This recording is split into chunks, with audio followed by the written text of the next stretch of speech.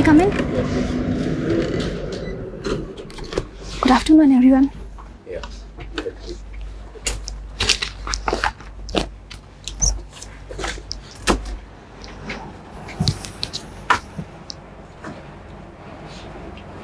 Thank you, sir. Please take a seat.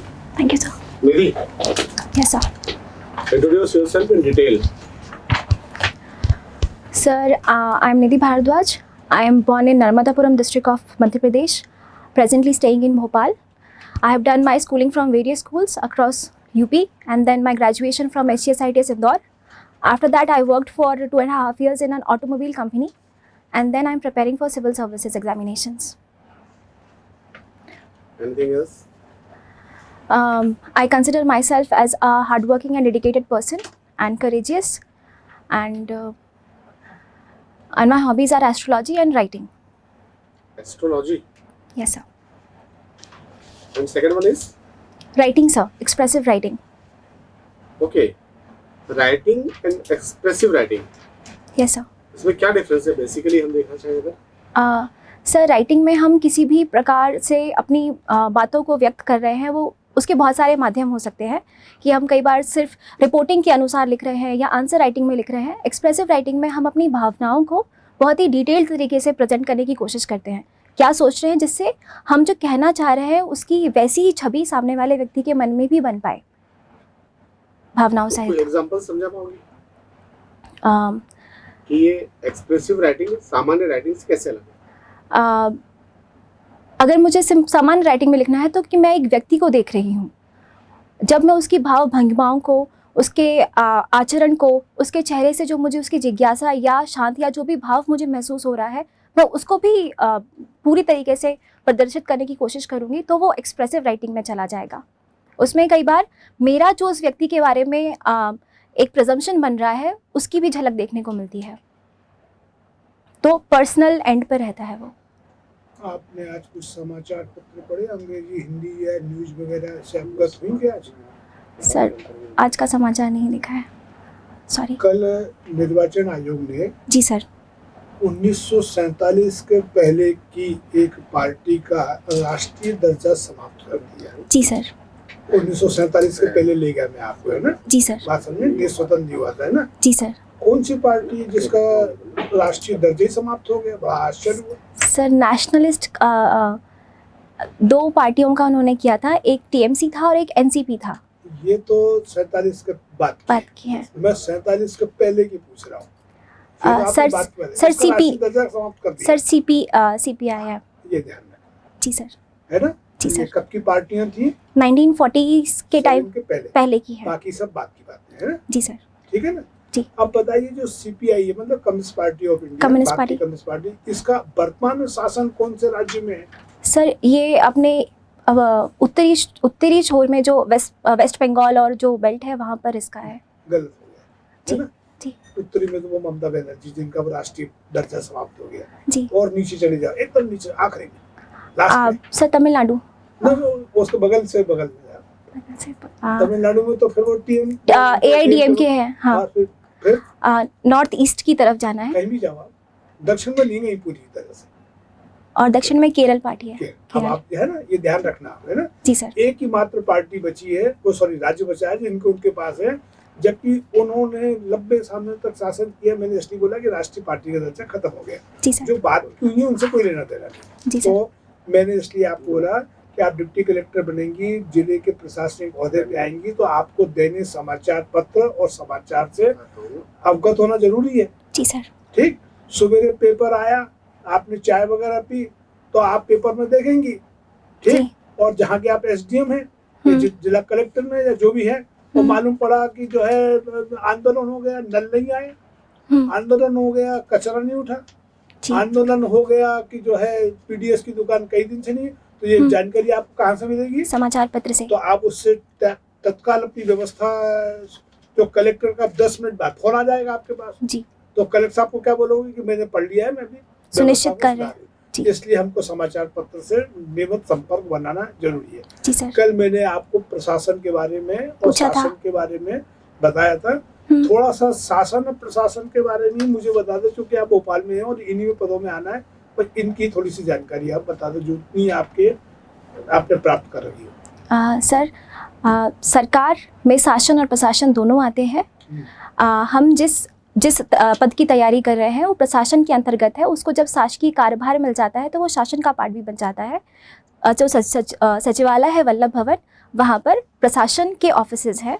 जो old सचिवालय है वहाँ पर इस समय जो डिस्ट्रिक्ट जिले में आप पदस्थ हो जाएंगी, हाँ, वहाँ का है ना, वहाँ का है, वो डिस्ट्रिक्ट का एडमिनिस्ट्रेशन रहेगा। कोई दिक्कत नहीं सर। है ना। अब आपका जो लोक सेवा आयोग में जब आप जाएंगी जी। तो आप चयन की प्रक्रिया के आधार पे आप डिप्टी कलेक्टर बनेंगी या निर्वाचन के आधार पे आप बनेंगी, क्या कौन सी पद्धति रहेगी? सर, जो मध्य प्रदेश कमीशन है ये सिर्फ मुझे रिक्रूट करके भेज रहा है। मुझे जो पदस्थ करना है वो सरकार नहीं, वो छोड़ो, नहीं मैंने तो आपकी प्रक्रिया कौन सी रहेगी, चयन की या निर्वाचन की? निर्वाचन की। निर्वाचन की, निर्वाचन आप विधायक बन रही है क्या आप? सर, चयन चयन आपकी प्रक्रिया क्या रहेगी? चयन की। आपको पीएससी बोर्ड आपको चयन करेगा जी। जनता चुनाव नहीं करेगी, वो बात एक सब्जेक्ट अलग हो गया जी है सर, ना? जी और सर। यहीं पे आपको जो है जनता का मतलब शासन का काम करना है, ठीक जी। तो इसी पे थोड़ा सा ध्यान रखना, बाकी आपकी नॉलेज ठीक। जी सर। आपने अपना एजुकेशन है ना yes sir. Till 10th army school से किया है, यस सर। तो आर्मी स्कूल्स के बारे में मतलब जनरल स्कूल्स और आर्मी स्कूल्स में क्या अंतर है? What is the difference? Sir, army schools are being run by Army Welfare Education Society. It has more than 100 schools all over India. So the major difference that we have a lot of more exposure as compared to other schools because of our pan-India presence. At the same time, the amount of emphasis that we give to discipline and pedagogy is more than the other schools. Also, we have a kind of more collaborative approach while we are studying there. What sort of collaborative? Sir, what I have seen is we are more towards the collectivity of situations. For example, the amount of please give me a minute to frame this. For example, after our lunchtime, we are supposed to clean our own grounds every day, and irrespective of whether you are on class 1st student or a class 12th student, every section has been given this opportunity that you have to clean the places. And we have NCC in our schools. We also have training programs so that children can from there can go to Sainik schools or join NDA. So these things are different. I'm not seeing it. So that's what my next question is. Yes, Why sir. didn't you go for, because there are a lot of opportunities now available Yes. for females Yes, sir. in armed forces. Yes, sir. So why don't you why you're not inclined towards that? Sir, I'm very NDA to carry now, it is over. yes, sir. Now as a for CDS or any other Yeah. entry, Yes, sir. why not apply it? Sir, I was really inclined towards joining the armed forces. Being there, I have experienced it firsthand. The age limit for armed forces technical entry is 26 years. I was working since I was till 25 years of my age. I tried for 1 year. I gave SSB, but I was conference out there, and I went for Air Force services also. But again, I was conference out. So what was your learning till the conference? You read the conference Yes, sir. level. What were your learnings? Why you were conference out? Have you done that self-analysis? Yes, sir. My learnings in that 5 days program were immense.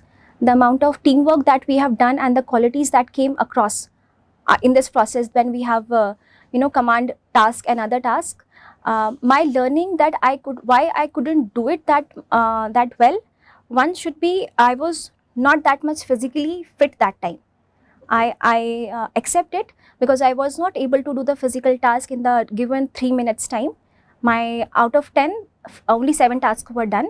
Second, during my interview, I think the board recognized me as a more of emotional and sensitive person than being a strong-headed person. For Army, the requirement and standards are different from civil services. So I think that was one of the points where I lagged. Okay. Whom do you admire in the army?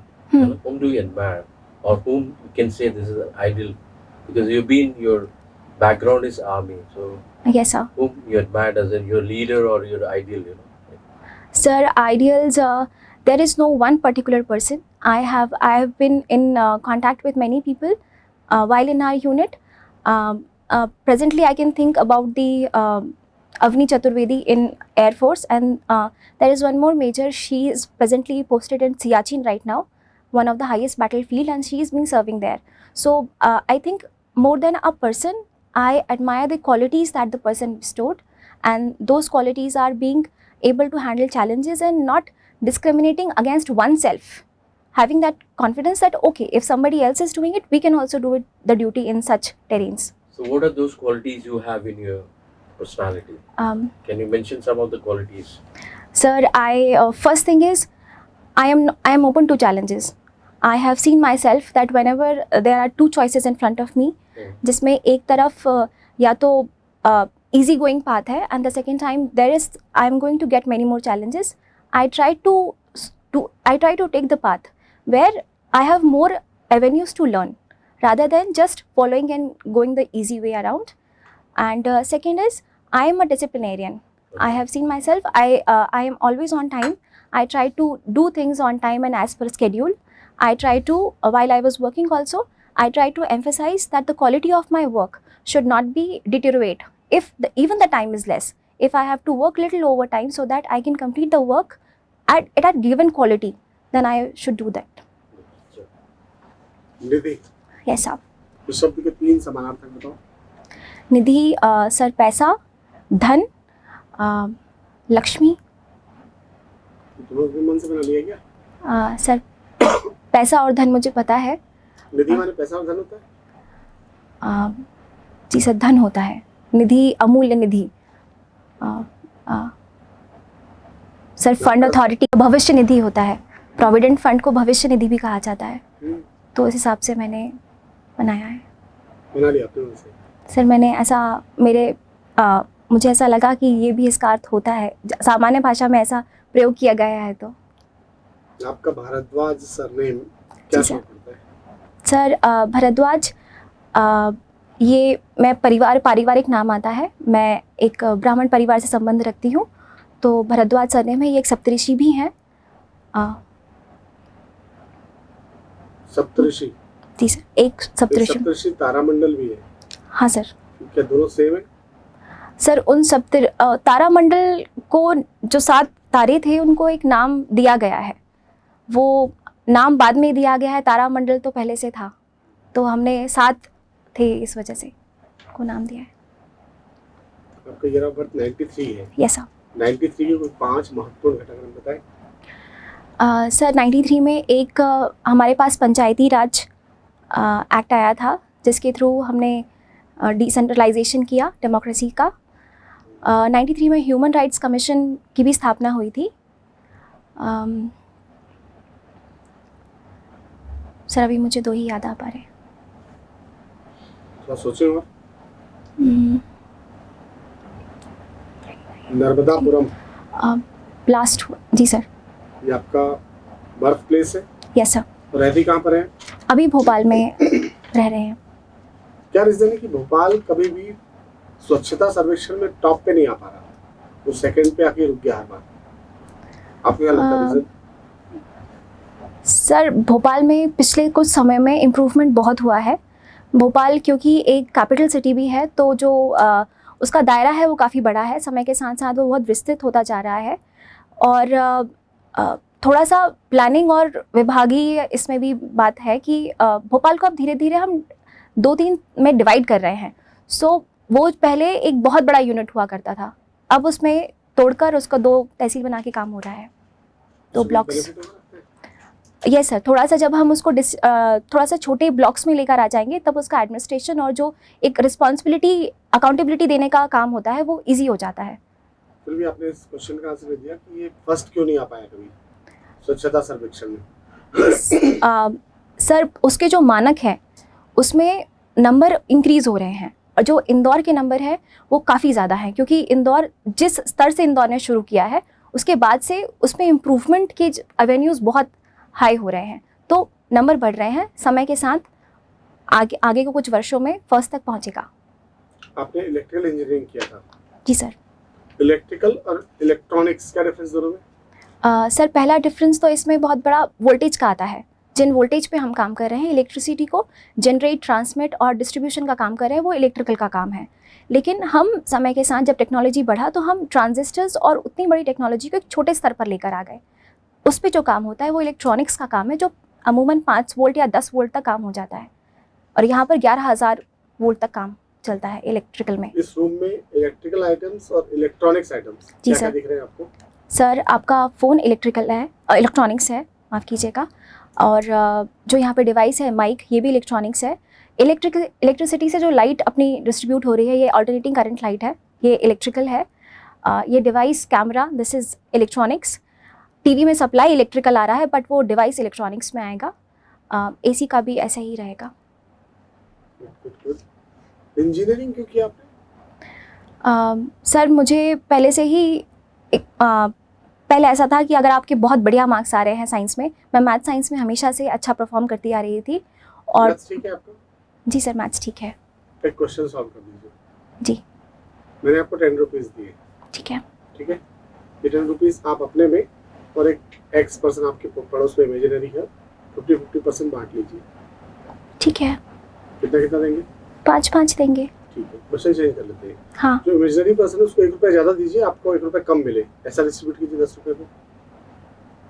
तो 4 और मुझे 4 मिलेगा, उनको 6 मिलेगा, 1 रुपये। Last question. हाँ, अब 1, 2, 3, 4 है, चारों में इक्वल डिस्ट्रीब्यूट कीजिए 10 रुपये को, 2.5 रुपये जाएगा।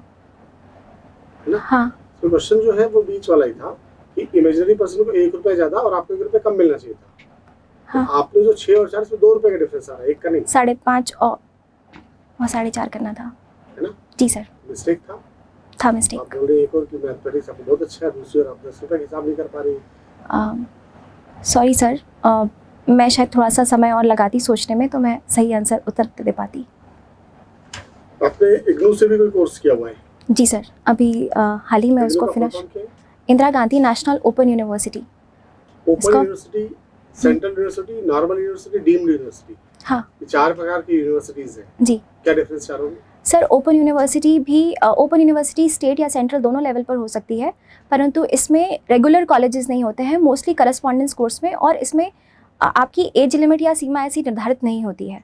इसमें आपके जो कोर्सेज हैं उनको भी, अगर 6 महीने का कोर्स है तो आपको 2 वर्ष तक का समय दिया जाता है, ताकि आप एक फ्लेक्सिबल तरीके से एजुकेशन ले सकें। सबके लिए वो एक एक्सेसिबिलिटी का ज़रिया है ओपन यूनिवर्सिटी।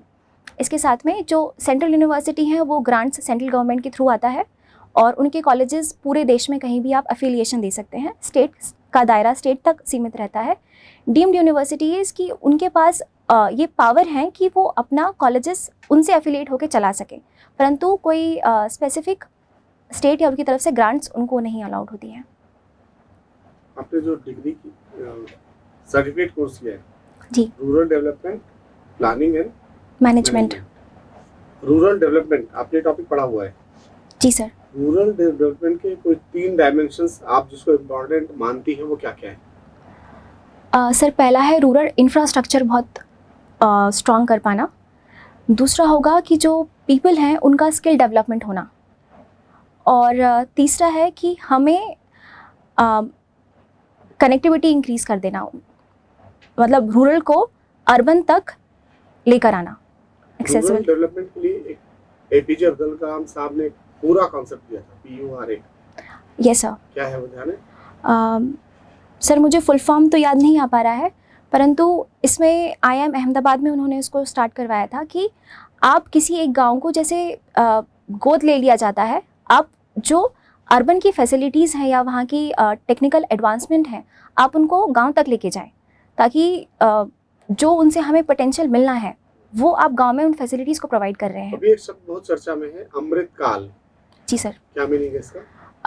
सर, जैसे अभी हमने आज़ादी का अमृत महोत्सव मनाया है, जिसमें 75 इयर्स हो गए हैं इंडिपेंडेंस को। अब से भारत के 100 वर्ष स्वतंत्रता होने तक ये जो समय है, ये हमारे लिए एक पोटेंशियली स्ट्रॉन्ग समय है, जब हम अपने आप को एक बहुत ही बेहतर नेशन की तरफ अग्रसर कर सकते हैं। उस समय में हमको जो जो एफर्ट्स लेने हैं, चाहे वो इकोनॉमी में हो, चाहे पीपल डेवलपमेंट में हो, वो इम्पॉर्टेंट टाइम चल रहा है। कुछ खास डायमेंशंस की बात की गई है इस अमृत काल को अमृत बनाने के लिए। वो क्या क्या परियोजनाएं या योजनाएं हैं जिसको कंप्लीट कर लेंगे तो हम अमृत काल को पार कर जाएंगे? सर मुझे योजनाएं एग्जैक्ट नहीं पता है, मैं प्रयास कर सकती हूँ कि अमृतकाल में हमको हेल्थ फॉर ऑल करना है, इसके साथ में इंफ्रास्ट्रक्चर में सागरमाला भारतमाला करना है। डिजिटल इंडिया के थ्रू हम भारत को एक भारत नेट में पूरी तरीके से फाइनेंशियली और आप गेस कर रही हैं, ये आंसर नहीं है। सॉरी पता सर, है आपको सही में या नहीं पता? नहीं पता है सर। एस्ट्रोलॉजी आपकी हॉबी है। जी सर। एस्ट्रोलॉजी और एस्ट्रोनॉमी क्या डिफरेंस दोनों में? सर एस्ट्रोलॉजी ऐसा कह सकते हैं कि किसी व्यक्ति के बर्थ के समय पर जो खगोलीय स्थिति थी, उस स्थिति से एक कुंडली बना के उसका फ्यूचर या कैसा वो व्यक्ति प्रोबेबल हो सकता है, इसका पता लगाना है। एस्ट्रोलॉजी में एक तरीके से देख सकते हैं कि पृथ्वी एक ग्रह नहीं है, बाकी सूर्य चंद्रमा सब ग्रह हैं। एस्ट्रोनॉमी में अर्थ एक प्लैनेट है, sun centre of our solar system है और उसके अक्रॉस ग्रहों का मूवमेंट हो रहा है। तो ये एक बहुत बड़ा डिफरेंस है। अगर मैं यही एस्ट्रोलॉजी मार्स पे करना चाहूँ तो फिर वहाँ पृथ्वी एक ग्रह हो जाएगा और कैलकुलेशन उस हिसाब से बदल जाएंगी, बट एस्ट्रोनॉमी सेम रहेगा क्योंकि वो यूनिवर्स को स्टडी कर रहा है। कब से स्टडी कर रहे हैं एस्ट्रोलॉजी की? सर ज़्यादा समय नहीं हुआ है, 6-7 महीने का ही समय हुआ है इसको स्टडी करते हुए, तो थोड़ा आपने बहुत। एस्ट्रोलॉजी अपना हॉबी मान लिया है? सर मुझे उसमें इंटरेस्ट और क्यूरियोसिटी दोनों ही आ रहा है।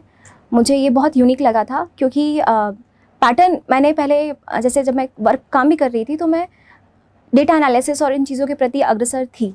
वो मुझे कहा जाए कि किसी कुंडली में काल सर्प का योग है। जी सर। क्या शो करता है? इसको एक पितृदोष भी कहा जाता है। अगर राहु और केतु इनकी जो स्थिति होती है वो एक दूसरे से सातवें बैठते हैं, अगर दोनों में एक ही तरफ बाकी सारे ग्रह आ जाएं तो हम उसको कालसर्प योग बोलते हैं। इसमें व्यक्ति को पितृदोष माना जाता है कि, और फिर उसके लिए कालसर्प की पूजा भी होती है नासिक में जाकर, तो वो शांत करवाने के लिए। इसमें व्यक्ति का जो काम करना वो चाहता है वो पूरे नहीं हो पाते हैं ठीक से, ऐसा मान्यता है। कितने ग्रह हैं टोटल? सर ग्रह तो 9 हैं। इसमें कुछ ग्रहों को छाया ग्रह माना गया है। राहु और केतु। राहु उसका स्तर क्या है। किसी कंडीशन में राहु और केतु एक घर में हो सकते हैं?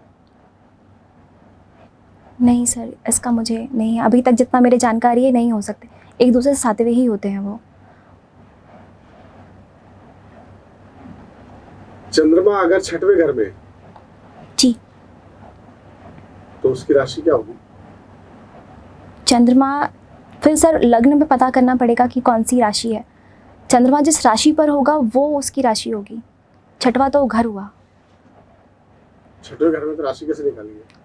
लग्न की राशि पता होनी चाहिए, फिर 1-2 उसको छठवें में मैं जिसको प्लेस करूँगी तो चंद्रमा की 12 राशियाँ हैं, उसमें जो नंबर आएगा छठवा घर है, नंबर दूसरा हो सकता है। चलो लग्न में कन्या राशि। कन्या राशि है मतलब छठी राशि है, तो 10, 11 कुंभ राशि होगी। ठीक है, ठीक गणना कर लेती हूँ तो। जी सर, थोड़ा बहुत। तो किसी को देख के बता पाओगे इसका भविष्य क्या होगा? सर लग्न कुंडली हो तो मैं प्रयास कर सकती हूँ और विश्वोत्तरी दशा आपने अपना देखकर भविष्य देख लिया? थोड़ा आपका बहुत भविष्य क्या है? आपने अपना लग्न कुंडली देखा ही होगा। देखा है सर। भविष्य अभी बहुत कुछ ऐसा है कि बहुत कुछ बढ़िया तो नहीं चल रहा है, लेकिन अगर ढंग से कर्म किया जाए तो स्थिति सुधर सकती है, क्योंकि जो ग्रहों की स्थिति है वो ठीक है। अभी केतु की दशा चल रही है तो उसमें जो मन में द्वंद्व और डिलेमा की भावना है वो रहती है, लेकिन सुधारा जा सकता है। 10वें 11वें और 12वें भाव में कौन कौन से ग्रह देखे आपकी कुंडली में? सर 10वें में मंगल और गुरु है, 11वां खाली है, 12वें पे राहु है। क्या किसी प्रकार का राजयोग बन रहा है आपकी कुंडली में? जी सर। कैसे? सर चौथे घर में चंद्रमा है और 10वें में गुरु है, तो उससे गजकेसरी बन रहा है, और 9वें भाव में सूर्य और बुध होने से बुधादित्य है। अगर बुधादित्य योग हो तो व्यक्ति का व्यक्तित्व किस प्रकार का होगा? सर उसमें लीडरशिप क्वालिटीज़ होंगी और बुध से जो इंटेलेक्चुअल है उसमें जो पढ़ने पढ़ाने या उसके प्रति जो डेडिकेशन है वो ठीक होता है। इस आधार पर मुझे लग रहा है कि आपका जो कुंडली है आपको टीचर क्यों ले जाता है, प्रोफेसर क्यों ले जाता है, प्रशासन में क्यों आना चाह रही है? सर क्योंकि मेरी कुंडली में और भी ऐसी चीज़ें हैं जो मुझे और भी चीज़ों में बेहतर करनी है। मैंने खुद को ऐसा जाना है कि मैं किसी एक सब्जेक्ट में बहुत ही एक्सपर्ट होने की जगह अगर बहुत सारी चीज़ों में काम करूँ तो मैं ठीक ठाक काम कर लेती हूँ हर फील्ड में। तो मैं एक जर्नलिस्ट वाला जॉब चाहती हूँ अपने लिए भी, जिसमें रिस्पॉन्सिबिलिटीज़ भी हो, जिसमें डिसीजन लेने की क्षमता भी हो और थोड़ी बहुत एक पॉजिटिव इन्फ्लुएंस लाने का ताकत भी हो। इसलिए मैं इस तरफ आई हूँ। ठीक, आपसे लास्ट क्वेश्चन है, आपका चयन क्यों किया जाए? सर, जिन क्वालिटीज़ को ये जॉब डिमांड करती है, उन क्वालिटीज़ को मैं खुद में पा रही हूँ। इसके लिए जो प्रोसीजर है एडमिशन का, उस पूरे प्रोसीजर को मैं सही तरीके से पूरा करने की कोशिश भी कर रही हूँ और मैं डेडिकेटेड हूँ इसके प्रति। बोर्ड से कुछ कहना है आपको? मुझे इतना समय देने के लिए धन्यवाद। ठीक, आप जा सकते हैं।